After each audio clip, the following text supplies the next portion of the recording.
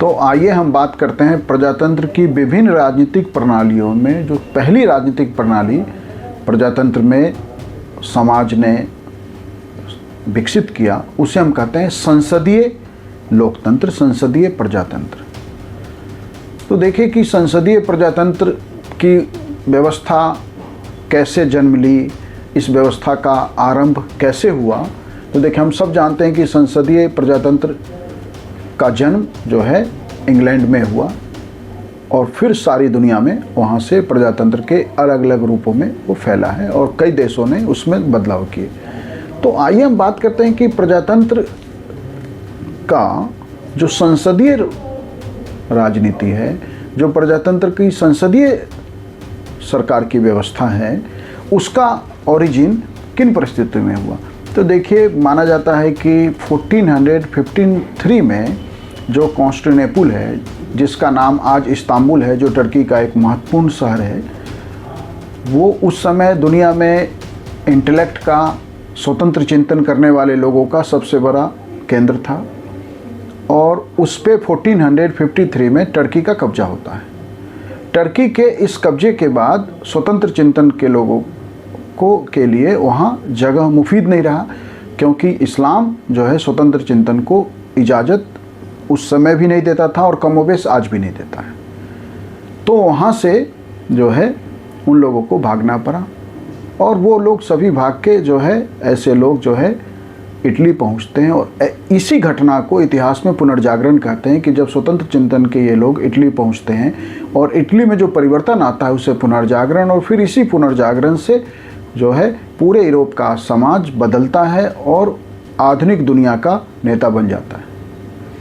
इसी बदलाव के श्रृंखला में जो है लोकतंत्र की व्यवस्था भी जो है संसदीय लोकतंत्र की व्यवस्था इंग्लैंड में विकसित होती है।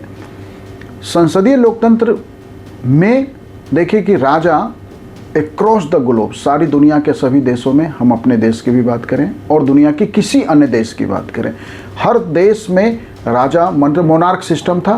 राजा सरकार के जो 3 मुख्य अंग होते हैं, जिन्हें हम विधायिका, कार्यपालिका और न्यायपालिका कहते हैं। विधायिका का अर्थ है कानून बनाना, तो राजा ही संसद था। कार्यपालिका व्यवस्था चलाती है, संचालन करती है, तो राजा ही कार्यपालिका था और राजा ही न्यायपालिका था, वो जिसे चाहे जो भी दंड दे ले। तो विधायिका, कार्यपालिका और न्यायपालिका तीनों एक ही व्यक्ति में सिमटा हुआ था और इस तरह निरंकुश राजाओं का दौर सारी दुनिया में चल रहा था। जब यूरोप में जागृति आती है तो उसी जागृति के बाद जो है समाज में ये बात सामने आती है, क्योंकि सारी दुनिया ने ये बात स्थापित कर रखा था कि राजा जो है वो ईश्वर का पुत्र है, ईश्वर का प्रतिनिधि है, ईश्वर का प्रतिरूप है पृथ्वी पे, और राजा की बात न मानना, उसके आदेशों की अवहेलना करना ईश्वर की अवहेलना है। तो इस कारण से सारे समाज में राजाओं के प्रति एक विशेष सम्मान था और इसको जो गॉडमैन क्लास कहते हैं, पुरोहित वर्ग जिसको हम अपने देश की भाषा में कहें, तो जो गॉडमैन क्लास है उसने राजा के इस रूप को समाज में स्थापित करने में भूमिका निभाई और इस तरह से एक जो है एलायंस, गठबंधन बन गया था गॉडमैन क्लास में और पॉलिटिकल क्लास में।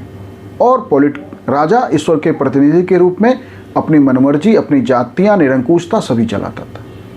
लेकिन जागरण के बाद यूरोप में चिंतकों ने बताया कि नहीं, ईश्वर के हम सब समान पुत्र हैं, राजा कोई ईश्वर का स्पेशल प्रतिनिधि नहीं है, सभी लोग समान हैं। इस समानता के इस विचार ने जो है राजाओं के ईश्वरीय प्रतिनिधि होने या ईश्वरीय पुत्र होने की धारणा को खत्म कर दिया और समाज ने फिर राजा के ऊपर दबाव बनाना शुरू कर दिया कि राजा क्यों देश का फैसले करेगा।